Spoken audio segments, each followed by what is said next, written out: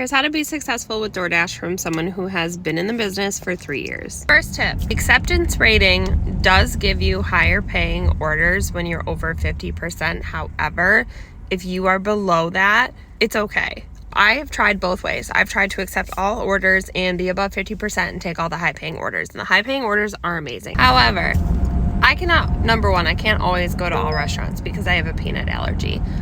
Number two, I currently have an acceptance rating of like 22% and I'm still getting great paying orders. I decline anything, this is tip number 2, that is less than $1 per mile. So what I mean by that is if an order is going to cost me 5 miles to drive there, that order has to be at least $5. However, my general rule of thumb is usually double that. So let's say I'm going 5 miles, that order should be about $10. So I try to keep it consistent with the number of miles should be double the pay that you're getting. So I've been declining orders that are not at that standard or like just about at that standard for a while, and it's been serving me a lot better.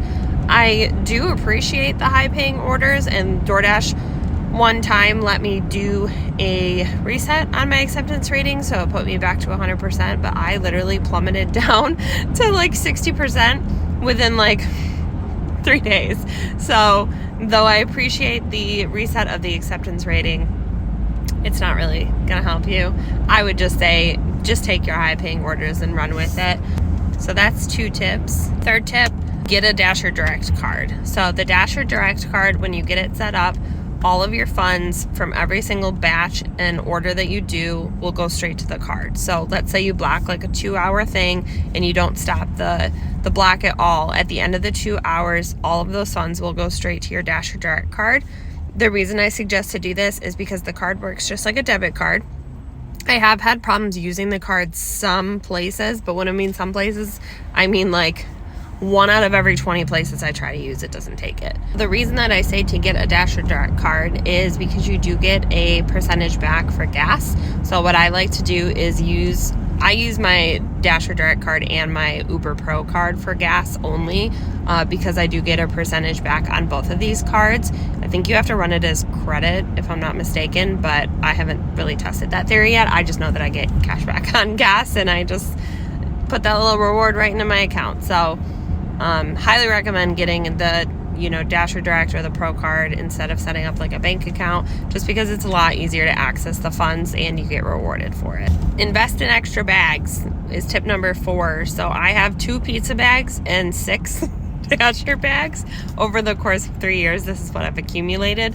They give out coupons all the time in the Dasher Digest, which is an email newsletter, with like a $10 off coupon, and I will literally use that to get my bag, and I'll get my bag for like $1 or $2, and then it ships for free. So there's Dasher gear in the store, but I've never purchased any of it. I've only ever gotten more bags, but it will just make your trip so much easier, especially if you're climbing like staircases to apartments, to be able to put all of the bags in one bag and just carry that nice thicker bag. So nice. The zippers suck on them, I will tell you that, but I just like tie the handles closed and it's the same effect.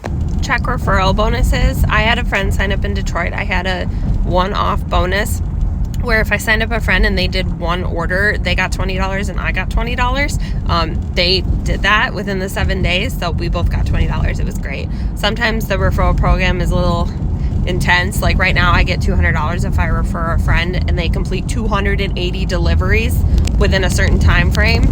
Realistically, my friends are not going to go do that. So just keep an eye on your referral rewards because they change all the time and sometimes they're way better than other times. I've told you this one before and I will say it again. Have multiple apps running. On Halloween, I ran Dasher, Uber, and Instacart all at the same time, and I actually did all 3 of them that night. My majority of my funds came from Uber that night, surprisingly, and then Instacart after that, and then Dasher after that. So sometimes DoorDash is not the busiest app.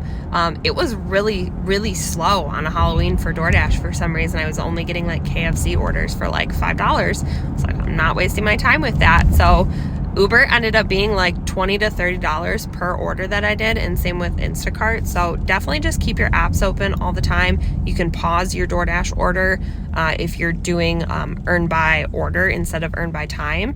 And that would be the last thing I have to say is test out your earn by order versus your earn by time for your area, the hourly rate differs for literally every single section. So one section of my area is only $13 per hour and one is $17 per hour. So you get paid for the hour based on when you pick up a delivery and drop it off is the way that they do it. So let's say it takes you 20 minutes to pick up an order and drop it off in your earn by time. You'll get paid whatever the division is of your hourly rate. So let's do easy math. Let's say it's $15 an hour divided by 3 because it takes you 20 minutes. It will pay you $5 plus your tips for that order. So some people like to do it. My mom, for example, loves to do earn by time. I don't, because I don't like accepting every single order. So I usually do earn by order. So those are my tips. I've been a DoorDasher for a long time, and I usually make about $25 to $28 an hour with DoorDash. So I've learned how to manipulate the system to work great. I've had literally one contract violation over my time for that entire time period. And it was someone that said I never delivered their food, and I got it appealed, and I was fine. So those are my tips. Have a good day.